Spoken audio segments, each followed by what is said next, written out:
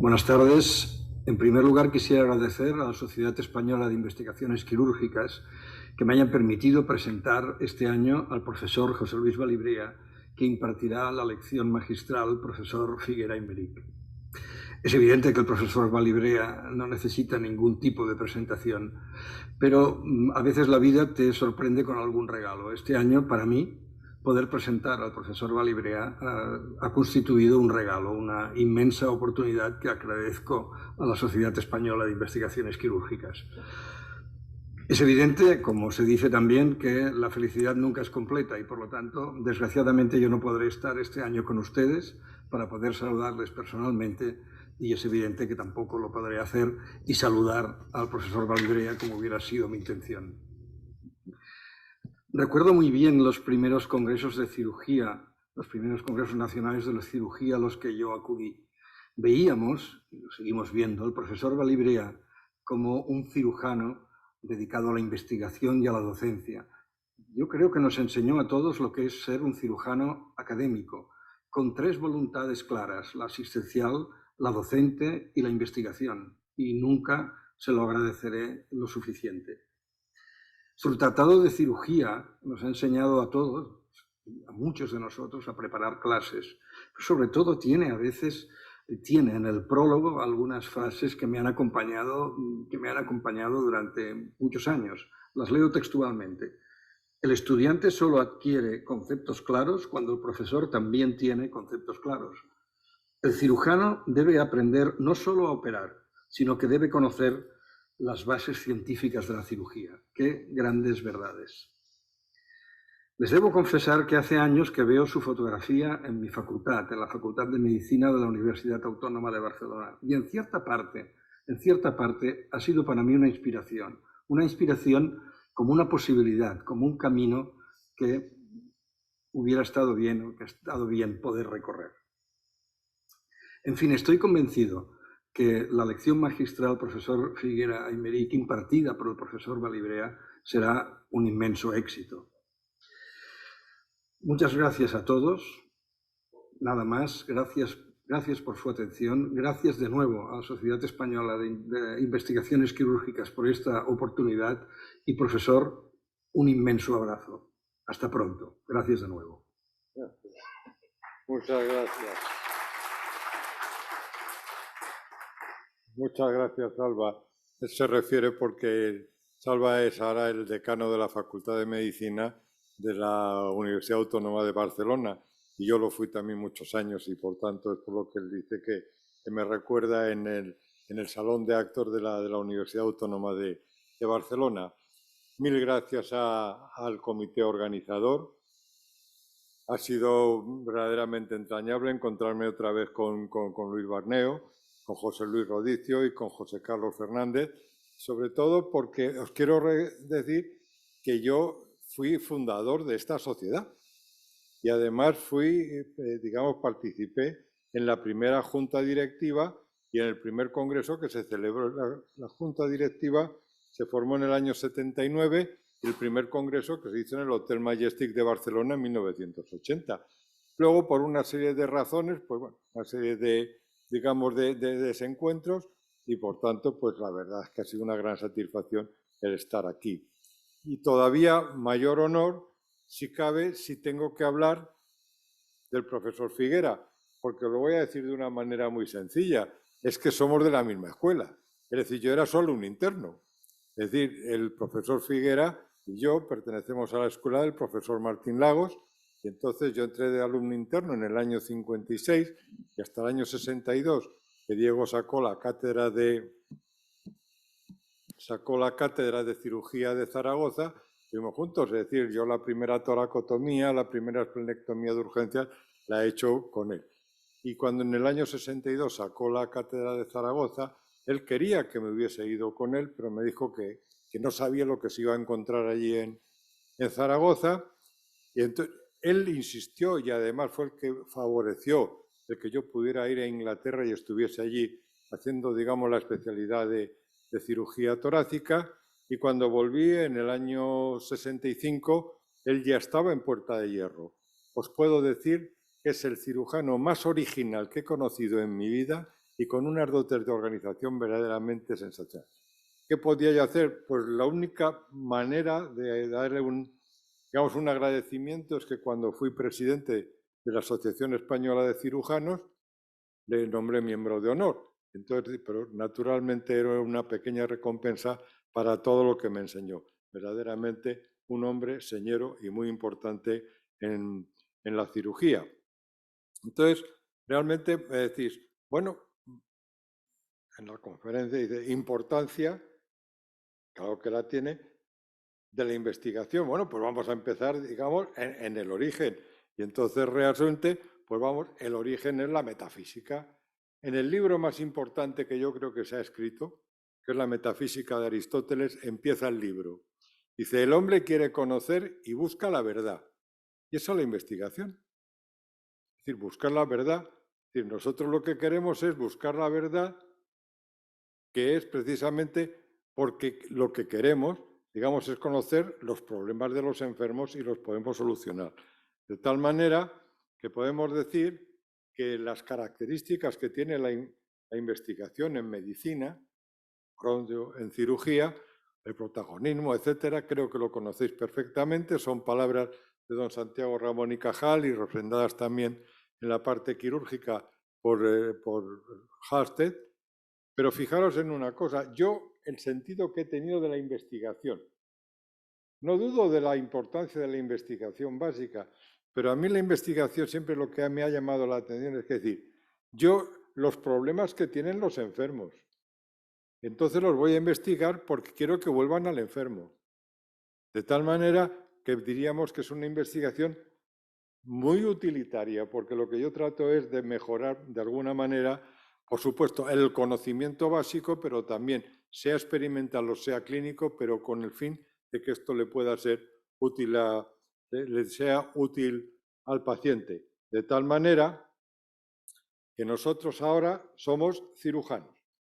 Entonces queremos buscar la verdad.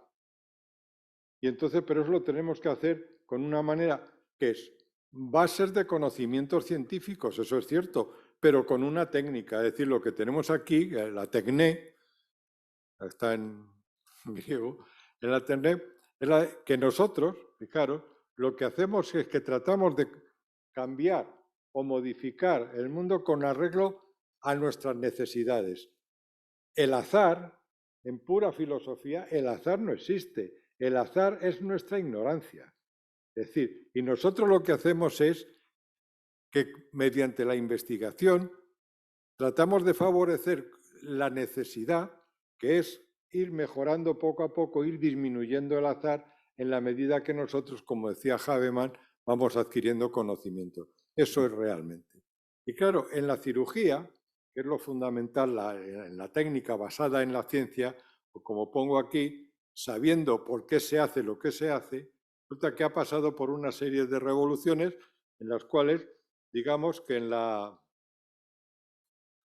2, concretamente, que es lo que en el famoso libro ese Townsend dice, el éxito de la cirugía. Bueno, pues da la impresión de que sí, pero es que ahora resulta que es en la que, vamos a decir, yo me he desenvuelto fundamentalmente.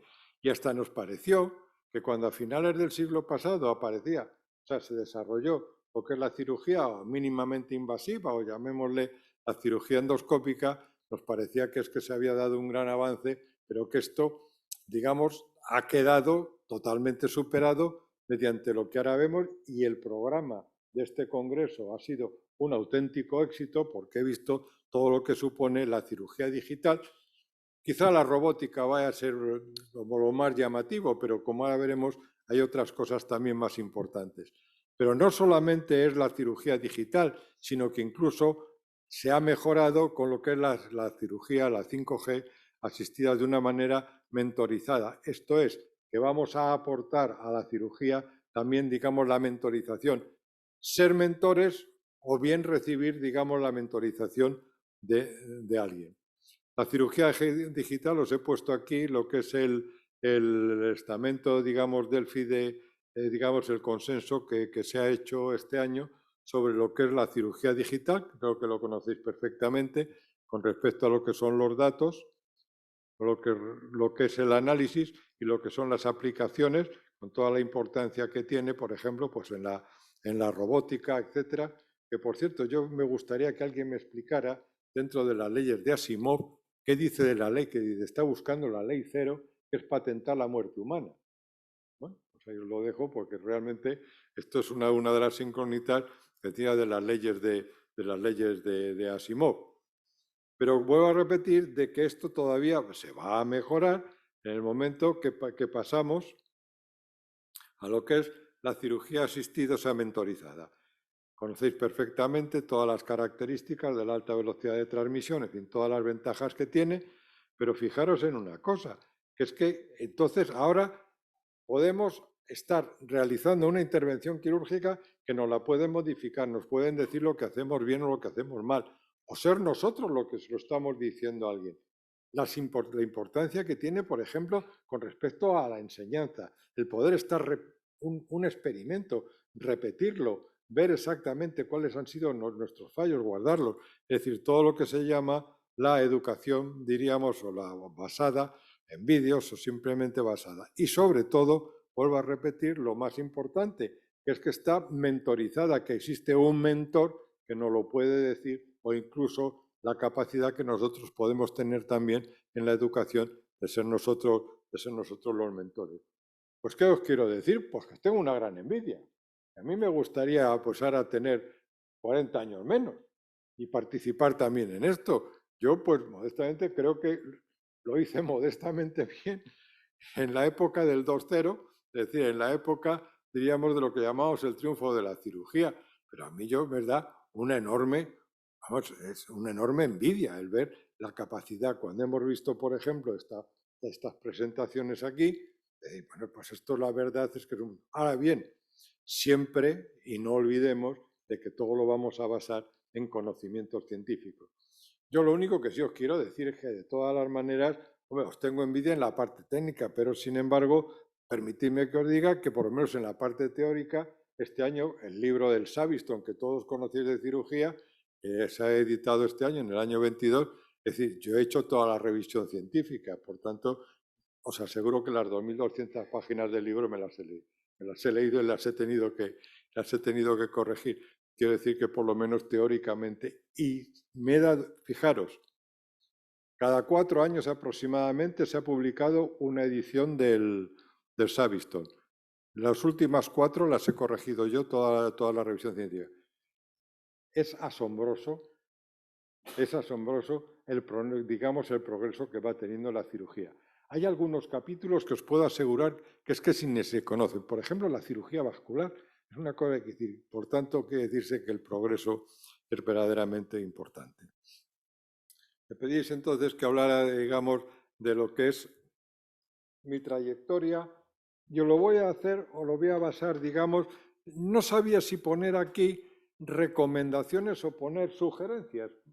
Es decir, os voy a decir lo que a mí me ha servido en la investigación y que os lo recomiendo, os lo sugiero, nada más que eso. Y por favor, de lo que voy a decir, no veáis en mí ni una sola gota, ni una sola palabra de vanidad. Tener en cuenta que ya a mi edad, cuando se está, como se suele decir, junto sul paso extremo, que decía el doctor Fausto a Mefistófeles, la vanidad no existe. Sí que, sin embargo, un gran orgullo que cuando he preparado esta conferencia he tenido que revisar evidentemente mi currículum de mis publicaciones y tengo el gran orgullo de ver la cantidad de colaboradores que he tenido, de cómo me han ayudado, de qué manera yo también he colaborado ayudarles en la progresión de sus carreras, digamos, asistenciales, en sus carreras académicas. De eso sí que estoy totalmente orgulloso. Decía cuando hablaba el querido José Carlos, que hablaba, por ejemplo, del libro, del tratado os digo lo mismo. Pues sí, se conoce como el Balibrea, pero realmente el mérito lo van a tener todos los que colaboraron y a los que de una manera, digamos, aquí pública, les quiero dar sinceramente las gracias. ¿Qué es lo que he aprendido yo? Mirad, yo lo que os recomiendo, hay que colaborar con las ciencias médicas básicas. pero además interesaros, es decir, tener una actitud positiva. No se trata de que vayáis a ser científicos básicos, pero sí preocuparos de conocer algo. O sea, no ser simplemente un mueble, es decir, una colaboración. Hay que preocuparse de las ciencias médicas básicas. Aprendí el valor que tienen hoy en día, con todos estos estudios que se hacen. Sí, ya sé que lo más importante es esa especie de este icono moderno de lo que es el estudio prospectivo, randomizado y doble ciego, pero también tienen muchas importancias las revisiones. Y aprendí la importancia que tenía la ordenación de los datos, porque fijaros que ahora muchas de las cosas que yo voy a presentar aquí con respecto al pronóstico se han tenido que hacer precisamente porque guardábamos los datos, si no, no hubiese sido posible hacerlo, porque conocíamos entonces la evolución de los enfermos. Que hay que tener una línea de investigación, y eso lo decía también Samuel Wells, es decir, cuando se termina de decir, un residente tiene que hacer la tesis doctoral. Un residente se tiene que plantear una tesis doctoral que le podrá salir bien o le podrá salir mal, pero por lo menos que tenga una idea fija. Hay que ir a otras instituciones. Si se puede ser prolongado, mejor, pero si no, hay que saber qué es lo que se está haciendo en otras instituciones. A los congresos se va a aprender. No se trata simplemente de ir a presentar comunicaciones, se va a aprender. Y se va a aprender de que lo que hacen los demás y naturalmente que está en relación con tu tesis doctoral, es decir, con tu línea de investigación.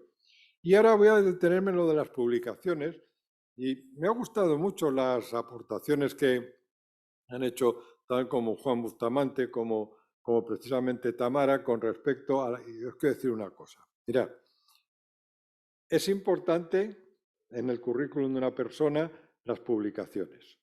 Entonces hay que ser muy pulcro a la hora de redactar los artículos.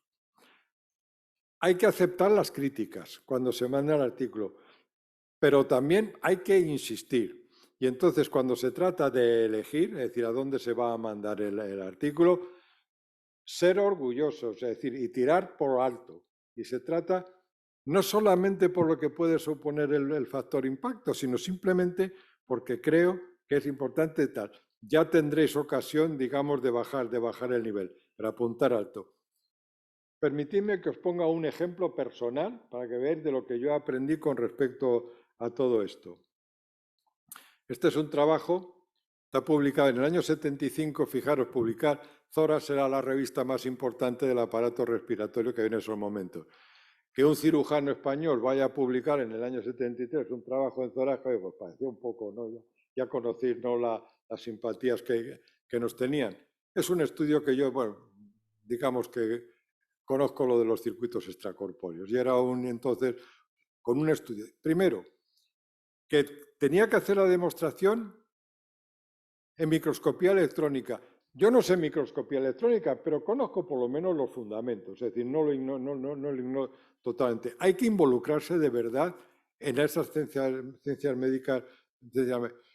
Se mandó el trabajo, críticas, que tal, modifiquen, tal, mándeme las fotos originales, pues se mandan las...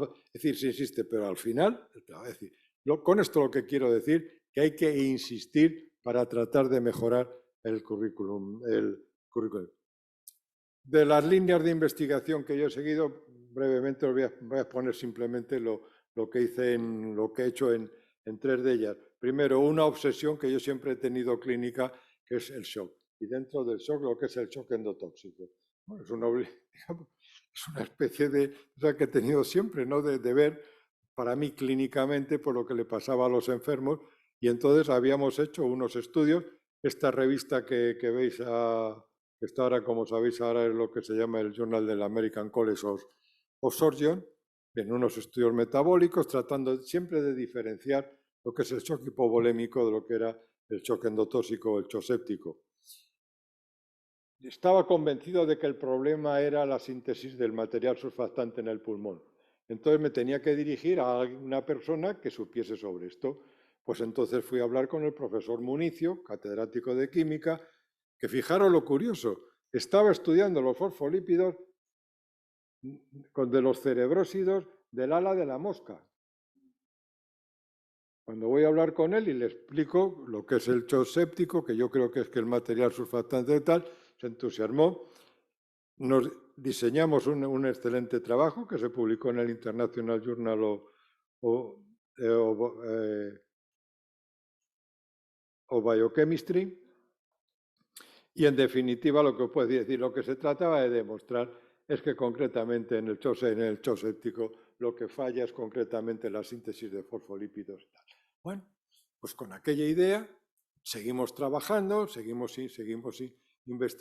investigando y de pronto, en el año 1987, voy en San Francisco, en un congreso que había ahí en San Francisco de precisamente la Sociedad Norteamericana de Infecciones Quirúrgicas, y allí, pues un señor presenta una comunicación con respecto a una cosa que en el año 1985 se había descrito con el nombre, digamos, de caquectina y luego Beuler lo había sintetizado, era exactamente la misma composición, que es el TNF-alfa. Bueno, pues vamos a decir que entonces este señor presenta una comunicación donde dice que el TNF-alfa, que era importante en una serie de alteraciones, digamos, metabólicas que se producían precisamente en el shock endotóxico. Vuelvo a Madrid, hablo con uno de los gran colaboradores que he tenido, como es Javier Arias, y con Elena Vara, que es catedrática de bioquímica. Le dije, oye, esto parece ser que esto del TNF aquí es muy importante en esto del shock séptico, así que vamos a empezar a investigar. Y tuve la gran satisfacción, y gracias indiscutiblemente a ellos, de que mirar, en el año 94 y en una revista nada sencilla como es el Journal of Clinic Investigation, demostramos claramente de que el TNA-alfa era una de las funciones fundamentales, lo que hace es inhibir la síntesis de fosfatidilcolina y que, por tanto, la falta de material surfactante era lo fundamental en el shock séptico. Y seguimos trabajando y seguimos estudiando, y entonces vimos que además el TNA-alfa fundamentalmente era una acción a través de los macrófagos, y diseñamos lo que llamamos la teoría de los monóxidos, de que al final lo más importante que hay también en el shock endotóxico es la alteración que tiene sobre el segundo mensajero y concretamente tanto sobre el monóxido, digamos, de hidrógeno, de nitrógeno como de carbono, que mereció pues realmente la publicación. Ya sabéis que la revista esta Archives of Surgery ahora es lo que se llama el JAMA Surgery, no la esa que tal. Bien. Segunda línea que quería comentar, lógicamente, es el mundo de los trasplantes. Me vais a permitir aquí una cosa. Decir, bueno, ¿y por qué pone esto? Porque nunca he tenido ocasión pública de rendir homenaje a un hombre vital para la cirugía como es Stals. Y además el de la mayor injusticia que no haya tenido el premio Nobel. Y lo quiero decir delante de vosotros, de que realmente es un hombre fundamental para la historia de la cirugía. En mi hospital, en el Hospital Clínico de San Carlos, ¿ponernos a hacer trasplantes de hígado? No, porque ya se estaban haciendo. Hacer trasplantes. Yo había hecho, digamos, experimentalmente algunos trasplantes de pulmón. No era el momento ni mucho menos. Se nos insinúa entonces la posibilidad de hacer los trasplantes de páncreas. Pero yo dije, bueno, trasplantes de páncreas, creo que lo más importante, bajo el punto de vista metabólico, va a ser precisamente hacer el estudio de los trasplantes de los islotes de páncreas. Entonces tuvimos la suerte de que cuando se crea la Red Nacional de Islotes Pancreáticos, que dirigía, por cierto, el que fue ministro de Sanidad, Bernat Soria, pues en fin, a nosotros se nos encargó, por los estudios previos que ya habíamos hecho, incluso clínicos, la optimización del banco de islotes humanos y el estudio de los inmunosupresores con esta gran cantidad de fundamentales investigadores. ¿Por qué no se habían incluido? Porque fijaros, claro, la cantidad de trabajos que habíamos hecho bajo el punto de vista, digamos, experimental.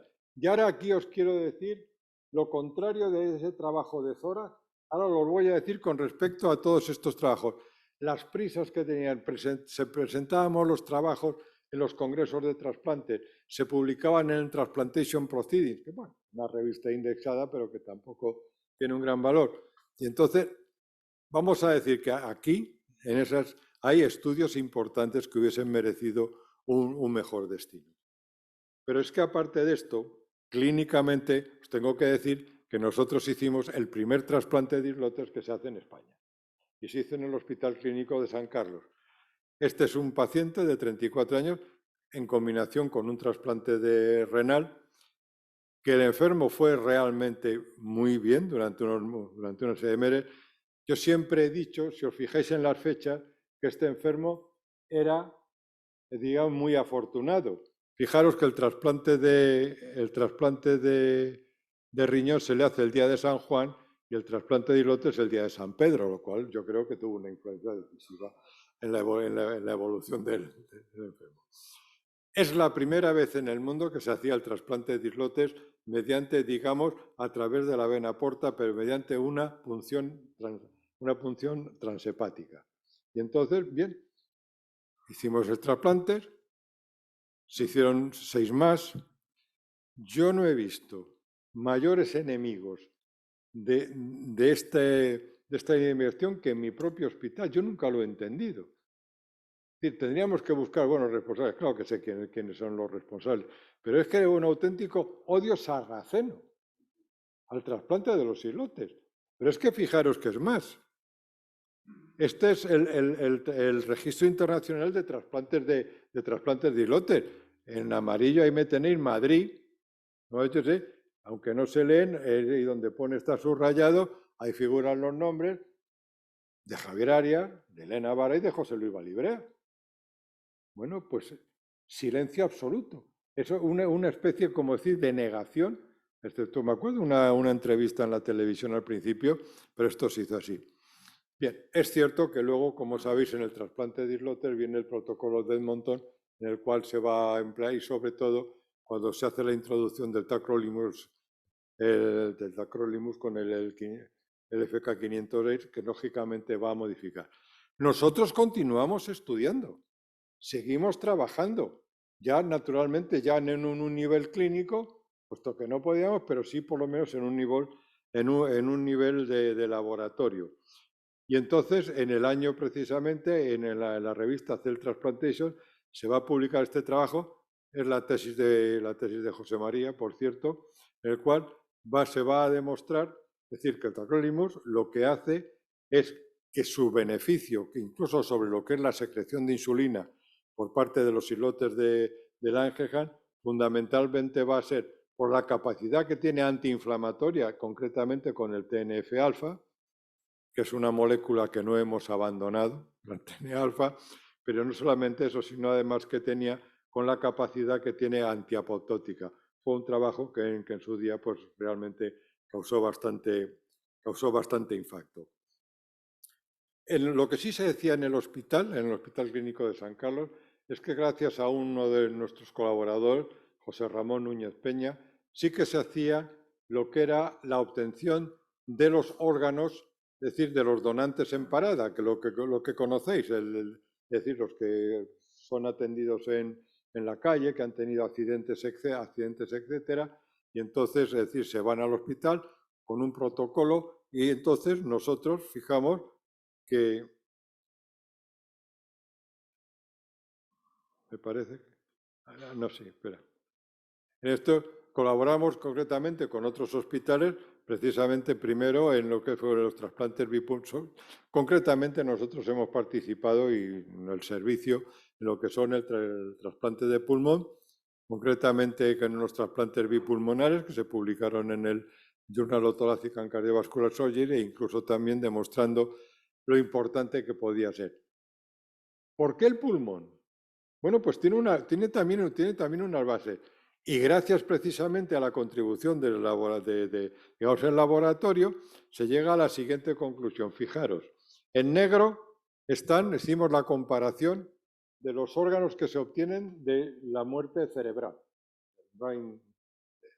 Y por otra parte, en rojo, lo que son los órganos que se han obtenido de estos donantes, digamos, en parada. Y fijaros la diferencia con respecto al pulmón, es decir, lo que va a ser concretamente la apoptosis, la enorme diferencia que hay, Concretamente también el beneficio que tiene con respecto al pulmón, lo que va a ser el efecto inflamatorio a través del TNF-alfa y concretamente también lo que va a ser el estrés oxidativo. Se publicó en Transplantation. Entonces, esto es lo que ha animado que precisamente en los protocolos que hay en el hospital clínico sea precisamente el pulmón, digamos, el órgano fundamental que se va a cuidar con una serie de medidas para tratar de que pueda ser utilizado. Y por último, ya me voy a referir a la preocupación que creo que todos tenemos, y es naturalmente el paciente con cáncer. El paciente con cáncer, pues lógicamente nos va a angustiar. Y entonces, claro, vas a operar a un enfermo o has operado a un enfermo y el enfermo te va a decir, bueno, doctor, ¿y qué va a ser de mí? Es decir, le tienes que decir el pronóstico, le tienes que hablar de lo que le va a ocurrir. Normalmente nosotros decíamos, bueno, pues acudes al TNM, le dices más o menos, pues en fin, estaba en el estadio y le dices más o menos lo que todos recordaréis cuando estudiáis patología general de lo que es los pronósticos, el quoad vitam, el quoad functionem y el quoad valentudinem. Son los 3 pronósticos que le tienes que decir al enfermo. Entonces, nosotros, yo lo que quise es de alguna manera, si podía mejorar lo que le iba a decir al enfermo, si tenía otros datos. Es decir, si podía investigar y a ver si había algo, es el momento concretamente en el que empiezan a desarrollarse sobre todo los marcadores tumorales, si de alguna manera yo podía, digamos, ayudar tal. ¿Por qué? Porque ahí tenéis al pobre Homer Simpson, le tenéis ahí al pobre preocupado, le han dicho que tiene un cáncer. Por supuesto, el enfermo del cáncer pero tiene miedo a la muerte, se le va a operar y va a tener una deformidad física, quizá tenga un deterioro intelectual, no va a poder seguir trabajando, va a tener obviamente limitaciones sociales. Y si mi enfermedad es hereditaria, encima. Y luego la sensación que tienen muchos de los enfermos de cáncer, que es la sensación de crimen y castigo. Es decir, yo tengo un cáncer de pulmón porque soy un tremendo fumador. La culpa la tengo yo. Yo es que me van a operar de un cáncer de hígado porque es que me he bebido todas las bodegas de España y toda la ginebra posible. Y así sucesivamente. Es decir, el paciente, recordarlo siempre, puede tener, según que padece, tiene una sensación de crimen y castigo que nosotros se la tenemos que quitar. Brevemente, ¿qué es lo que nosotros hemos hecho? Una cosa importante. Dedicar, dentro de lo que decía de las tesis doctorales, precisamente imbuir la idea a los residentes de que puedan hacer las tesis doctorales sobre los temas concretamente de investigación. Para lo que vamos a tener que contar con ayudas sobre todo de laboratorio. Nunca agradeceré bastante a los del Hospital Clínico Laboratorio con respecto a lo que es los marcadores tumorales y lo que es con respecto a la cátedra de, digamos, de bioquímica de farmacia del profesor Benito, concretamente, y Pilar Iniesta, con respecto a lo que son los oncogenes. ¿Qué os digo esto de las tesis doctorales? Mirad, Sinda, yo he dirigido 135 tesis doctorales. Bueno, aparte de 35 han obtenido premios extraordinarios. Aquí tenéis las de cáncer de pulmón y las de cáncer colorectal. Es decir, las tesis doctorales que he dirigido concretamente sobre todos estos temas dentro de las 135 tesis doctorales. El más innovador, el que yo le tengo más cariño porque es el más original, vosotros no tenéis muchas veces la sensación de que cuando se habla de los elementos de la sangre, pues pasan desapercibidos cosas que son importantes. Bueno, a mí eso me pasaba con los oligoelementos. Y además el convencimiento de que concretamente cuando un enfermo está muy malito, realmente una de las cosas más características es que si le miráis, por ejemplo, el zinc, lo tiene bajo. Entonces yo sobre esa idea partí y hablando con mis colaboradores, partí de la idea de que quizás esto pudiese ser útil para el diagnóstico del cáncer de pulmón. Y fijaros, en la salud, en enfermedad benigna pulmonar y en el cáncer, el descenso, digamos, significativo que tiene concretamente el zinc y el aumento del cobre. Y si se hace la relación, Esto no se publicó en 2 trabajos, pero fundamentalmente en una revista tan importante como Cáncer, en el cual, como veis, había una diferencia importante a medida que iba disminuyendo el zinc e iba aumentando el cobre. Oye, este trabajo está publicado en 1989. En el año 2022 ha recibido 5 citaciones todavía y nos dan la razón. Es decir, se están pensando de que realmente estos oligoelementos, tanto del zinc como del cobre, deben tener importancia, digamos, en lo... No sé, mis conocimientos no llegan a decir cuál es la relación en las coenzimas de cómo actúan. Algunos lo han seguido investigando, pero lo que os puedo decir es que fue un trabajo verdaderamente original con respecto a lo que podía ser o lo que se sale de más. El otro, como os he dicho, y ya termino, para que no los termino, van a ser los marcadores. Bueno, reconocer todos la esperanza que teníamos en los marcadores tumorales, que fuesen específicos, que además tuviesen relación con respecto al grado de la enfermedad, es decir, el estadio de la enfermedad, que nos pudiese servir, digamos, para diseñar el pronóstico, todas estas cosas, lo pensábamos. Entonces, ya habéis visto la lista que teníamos de las tesis doctorales. Todavía hablaban aquí, por ejemplo, también de todas las relaciones que se ha tenido con el doctor Ruibal, que aquí en Asturias ha trabajado. Yo tengo una gran amistad con él y hemos hecho muchos trabajos juntos sobre marcadores tumorales. Simplemente os voy a decir uno el siguiente. Mirad, entre 1990 y 98 hicimos 14 publicaciones digamos, citadas, de las cuales 10 eran con el cáncer de pulmón de células no pequeñas.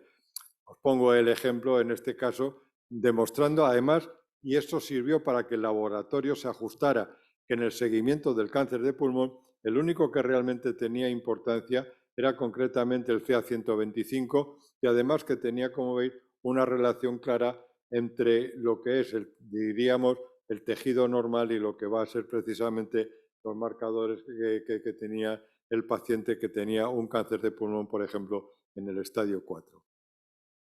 El otro aspecto de la investigación que hemos visto que va a ser precisamente los oncogenes. Por cierto, me he permitido aquí también poner los oncogenes. Mira, os he puesto aquí la ESA de Watson y Crick, los descubridores del ADN, cómo eran cuando descubrieron el ADN y cómo eran. Bueno, que yo sepa, Watson todavía vive. Nació en el año 28 y además tuve el honor de conocerle precisamente. Sí, Crick murió en el año 2004.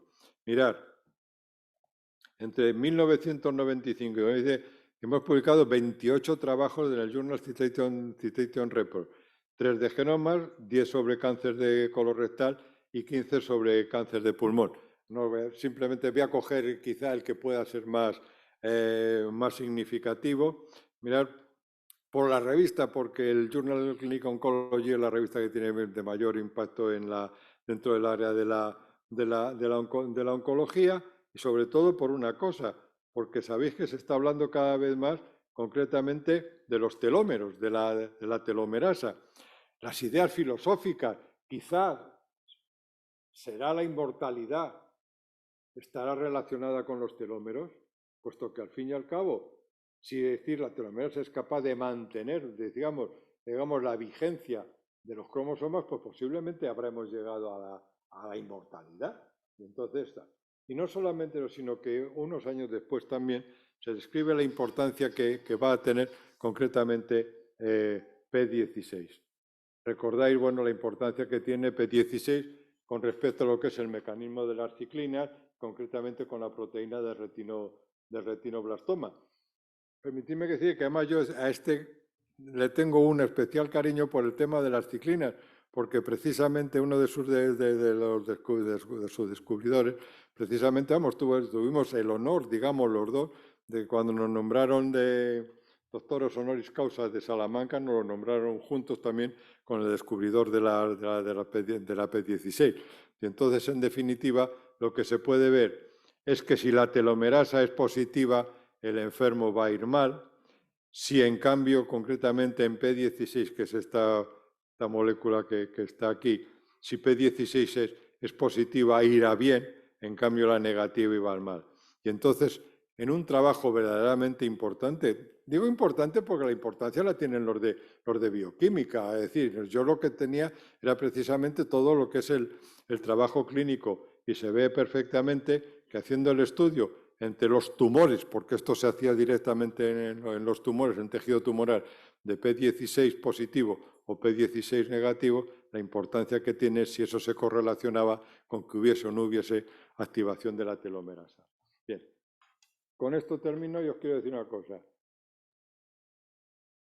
La investigación es muy importante. La clínica, fundamental. Pero también tenéis que investigar. Pero a la hora, digamos, de coger el camino de investigación, permitidme simplemente un consejo y volvamos también entonces a la metafísica. Vamos a volver, digamos, a los orígenes. No seáis sofistas. Estos de arriba, bueno, esto en griego quiere decir sofistes. Entonces, es decir, el sofista es el profesional, digamos, de la investigación, el esclavo del método, que solamente quiere el éxito. Hay que publicar por publicar. No, por favor, volver siempre a lo que es la auténtica revolución antropológica, esto que es el Sócrates concretamente, y tratar de promotar la ciencia. ¿Y eso se puede conseguir? Bueno, pues para terminar os diré que sí, se puede conseguir mediante lo que podríamos llamar la piedra filosofal, que al fin y al cabo el opus magnum, que viene a ser el equivalente, digamos, a la cuadratura del círculo. Y Sir William Osler, cuando le decían si existía para los médicos, sobre todo para los investigadores, si existía la piedra filosofal, decía, sí, sí que existe. Dice, a los jóvenes, que sean los residentes, es lo que les da esperanza. A los adultos, a los del Estado, nos da confianza. Y a los ancianos, al emérito, le da sosiego. Y eso es el trabajo constante. Y yo os puedo asegurar que ese trabajo constante, ahora que soy emérito, me ha dado un inmenso sosiego. Muchas gracias.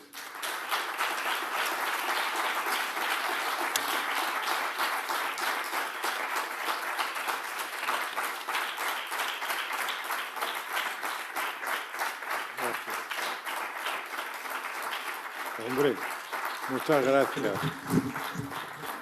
Muchas gracias. Y no, decía don Santiago de tal, no golpeéis el corazón de un viejo. O sea, ¿qué tal? Yo espero que, mirad, lo que he querido decir es exactamente pues eso, con toda, sin ninguna vanidad, he tenido unos grandes colaboradores y bueno, aparte de, pues he sido cirujano, creo, dicen los alumnos que soy un buen profesor de cirugía, y bueno, y si en algo pues, os ha servido, pues la verdad es que gracias de todo corazón. Muchas gracias. Muchas gracias, tocayo.